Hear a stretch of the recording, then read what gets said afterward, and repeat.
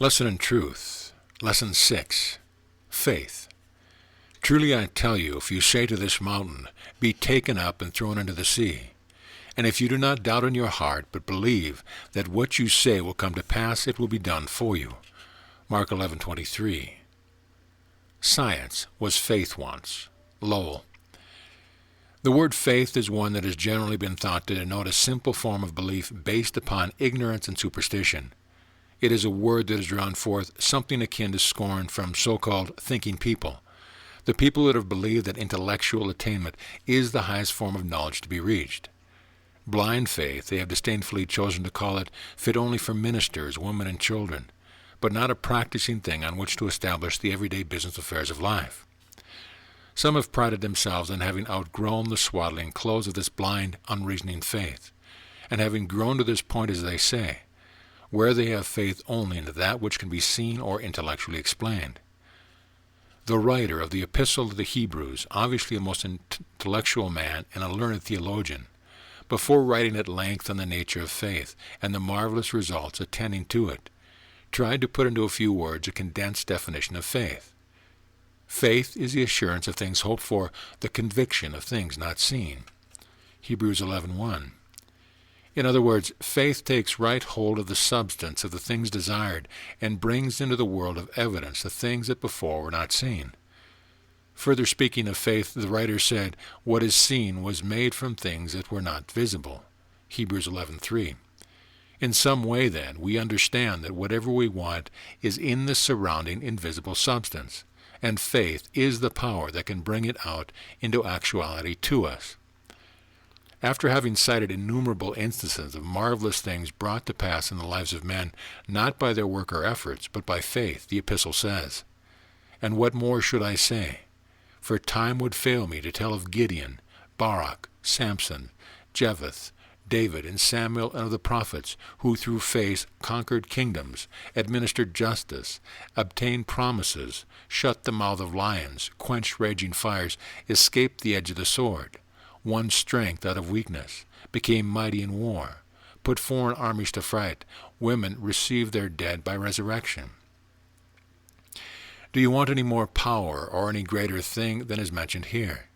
Power to conquer kingdoms, to shut the mouth of lions, quench fire, turn to flight whole armies, rise the dead to life again. Even if your desires exceed this, you need not despair or hesitate to claim their fulfillment for one greater than you.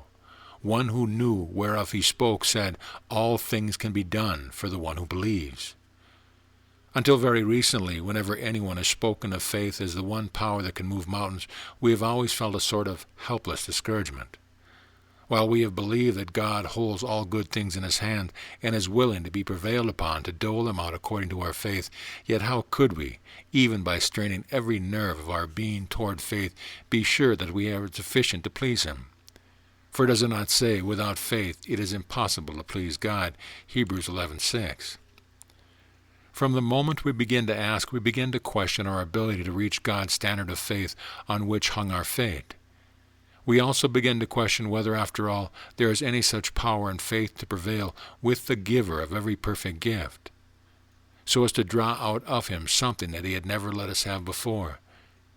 Viewing faith in this light, there is not much wonder that logical minds have looked on it as sort of a will-o'-the-wisp, not a thing for which any real, definite result could ever be obtained, not a thing that the business world could rest upon. There is blind faith, to be sure. Someone has truthfully said that blind faith is better than none at all, for if held to it will get its eyes open after a time. But there is also an understanding faith. Blind faith is an instinctive trust in a power higher than ourselves. Understanding faith is based on immutable principle. Faith does not depend on physical facts or on the evidence of the senses, because it is born of intuition, or the spirit of truth, ever living at the center of our being. Its action is infinitely higher than that of reason. It is founded on truth. While, as you remember from a former lesson, reasoning or intellectual argument is founded on evidence of the senses and is not reliable. Intuition is the open end, within one's being, of the invisible channel ever connecting each individual with God. Faith is, as it were, a ray of light shot out from the central sun, God. one end of which ray comes into your being and mind through the open door of intuition. With our consciousness, we perceive the ray of light, and though intellect cannot grasp it or give the why or whereof thereof, yet we instinctively feel that the other end of the ray opens out into all there is of God or good. This is blind faith. It is based on truth, but a truth of which everyone is not at the same time conscious. Even this kind of faith will, if persisted in, bring results. So what is understanding faith? There are some things that God has so indissolubly joined together that it is impossible for even Him to put them asunder. They are bound together by fixed immutable laws. If we have one of them, we must have the other. This is illustrated by the laws of geometry. For instance, the sum of the angle of a triangle is equal to 2 right angles. No matter how large or small the triangle, no matter whether it is made on the mountaintop or leagues under the ocean, if we are asked the sum of its angles, we can unhesitatingly answer, without waiting an instant to count or reckon this particular triangle, that is just 2 right angles. This is absolutely certain. It is certain even before the triangle is drawn by visible lines. We can know it beforehand because it is based on unchangeable laws, on the truth or reality of the thing. It was true just as much before anyone recognized it as it is today. Our knowing it or not knowing it does not change the truth. Only in proportion as we come to know it as eternally true fact can we be benefited by it. It is also a simple fact that 1 + 1 = 2. It is an eternal truth. You cannot put 1 and 1 together without 2 resulting. You may believe it or not. That does not alter the truth. But unless you do put the 1 and 1 together, you do not produce the 2, for each is eternally dependent on the other.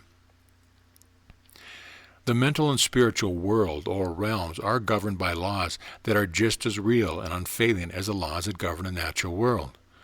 Certain conditions of mind are so connected with certain results that 2 are inseparable. If we have the one, we must have the other, as surely as the night follows the day, not because we believe some wise person's testimony that such is the case, not even because the voice of intuition tells us that it is so, but because the whole matter is based on laws that can neither fail nor be broken. When we know something of these laws, we know positively beforehand just what results will follow certain mental states. God, the one creative cause of all things, is spirit, invisible, as we have learned. God is the sum total of all good. There is no good that you can desire in your life that at its center is not God. God is the substance of all things, the real thing within every visible form of good. God, the invisible substance out of which all visible things are formed, is all around us, waiting to come forth into manifestation. This good substance all about us is unlimited, and it is itself the supply of every demand that can be made, or every need that exists in the visible or natural world. One of the unerring truths in the universe, and by universe I mean the spiritual and natural worlds combined, is that there is already provided a lavish abundance for every human want. In other words, the supply of every good always awaits the demand.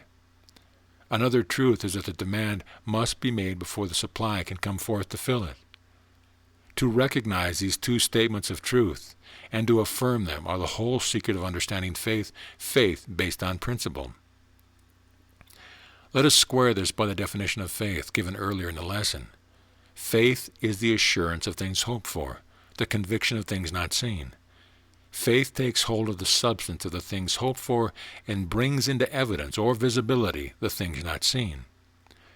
What are usually called the promises of God are certain eternal, unchangeable truths that are true whether they are found in the Bible or in the almanac.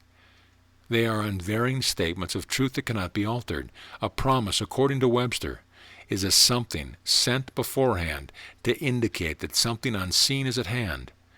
It is a declaration that gives the person to whom it is made the right to expect and claim the performance of the act. The Nazarene recognized the unchangeable truth that, in the unseen, the supply of every want awaits demand. When he said, "Ask and you will receive," he was simply stating an unalterable truth. He knew that the instant we ask or desire for asking is desire expressed. We touch a secret spring which starts on its way towards us the good we want. He knew that there need be no coaxing or pleading about it, that our asking is simply our complying with an unfailing law that is bound to work. There is no escape from it. Asking and receiving are the two ends of the same thing. We cannot have one without the other. Asking springs from desire to possess some good. What is desire? Desire in the heart is always God tapping at the door of your consciousness with his infinite supply, a supply that is forever useless unless there be demand for it. Before they call, I will answer. Before you are ever conscious of any lack, of any desire for more happiness or for fullness of joy, the great Father and Mother heart has desired them for you. It is he in you desiring them that you feel and think it is only yourself, separate from him, desiring him. With God, the desire to give and giving are one and the same thing. Someone has said, desire for anything is the thing itself in incipiency. That is, the thing you desire is not only for you, but has already been started toward you out of the heart of God. It is the first approach of the thing itself striking you that makes you desire it or even think of it at all. The only way God has of letting us know of his infinite supply and his desire to make it ours is for him to push gently on the divine spark living within each one of us. He wants you to be a strong, self-sufficient man or woman, to have more power and dominion over all before you.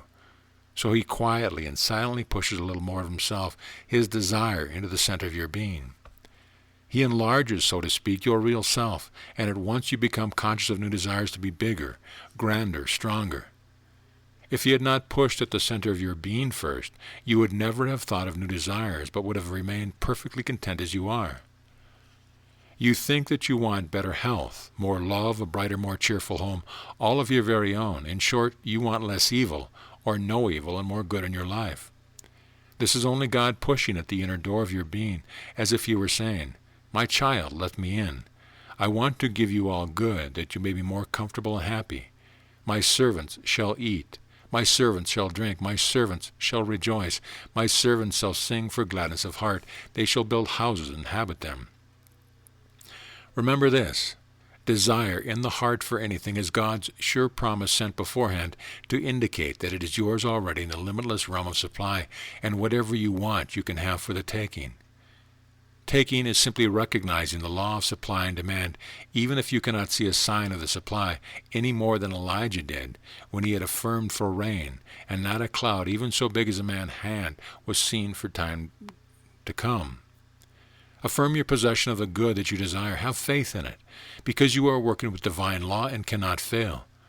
Do not be argued off your basic principle by anyone, and sooner will the heavens fall than you will fail to get that which you desire. Whatever you ask for in prayer, believe that you have received it and it will be yours. Knowing the law of abundant supply and truth, that supply always precedes a demand, demand simply being the call that brings the supply into sight. Knowing that all desire in the heart for any good is really God's desire in us and for us. How shall we obtain the fulfillment of our every desire, and that right speedily? Take delight in the Lord, and he will give you the desires of your heart. Psalm 37:4. Take right hold of God with an unwavering faith.